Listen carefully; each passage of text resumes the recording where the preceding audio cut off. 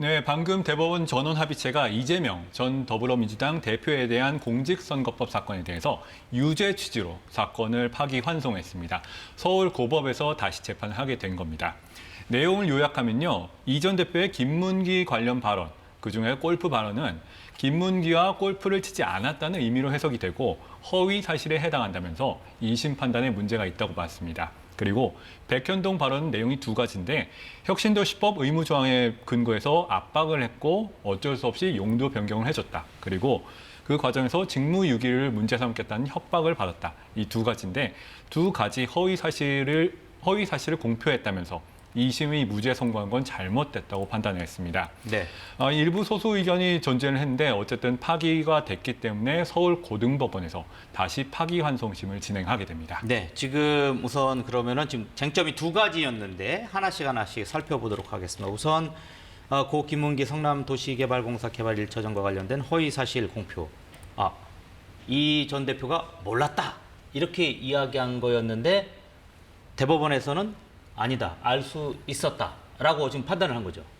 네, 그렇습니다. 아까 우리가 그 주관적 인식과 그리고 객관적 사실에 관한 이야기를 했었죠. 네. 그런 부분에 있어서 이번 대법원 판결에서의 기준점이 됐던 거는 그러한 발언들이 선거에 참여하는 유권자들에게 인식에서 어떠한 의미를 가지고 어떤 판단 준거가 되는지를 기준으로 그 각각의 내용들을 판단했습니다. 결국은 그 대장동과 관련된 핵심적인 당사자, 실무자라고 할 수 있었던 김문기 씨와의 어느 정도의 친소 관계가 있고 어느 정도의 인식과 관계가 있는지에 관한 것이 유권자들이 거기에 대해서 판단을 어떻게 할 것인지가 핵심적인 것으로 봤고요. 네. 그런 부분에 있어서는 골프와 관련된 외에 나머지 발언들에 대해서는 허위사실 공표가 인정되지 않는다고 판단을 하면서도 골프라는 거는 상당히 긴 시간 동안에 같이 친분을 쌓으면서 교류를 하는 중요한 이벤트라고 볼 수 있기 때문에 그 과정에서 그것을 실질적으로 같이 골프를 치면서 그런 시간을 보내는지 아닌지에 대한 부분들은 단순한 주관적 인식을 넘어서서 객관적인 행위와 관련된 중요한 내용이자 그 자체가 독자적인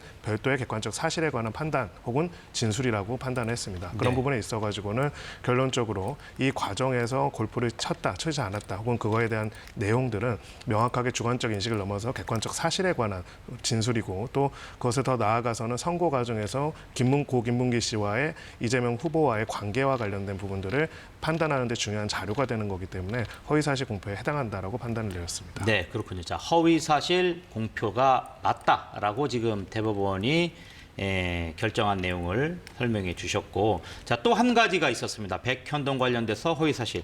국토부에 협박이 있었다 없었다 이제 이 부분에 대해서도 허위사실이었다고 해서 이제 법리 오해가 있었다. 2심에서 이렇게 했는데 지금 대법원은 이런 부분 법리 오해가 있었다라고 하는 결정을 하면서 어떤 내용이에요? 어떤 근거를 통해서 이런 부분을 이야기한 겁니까?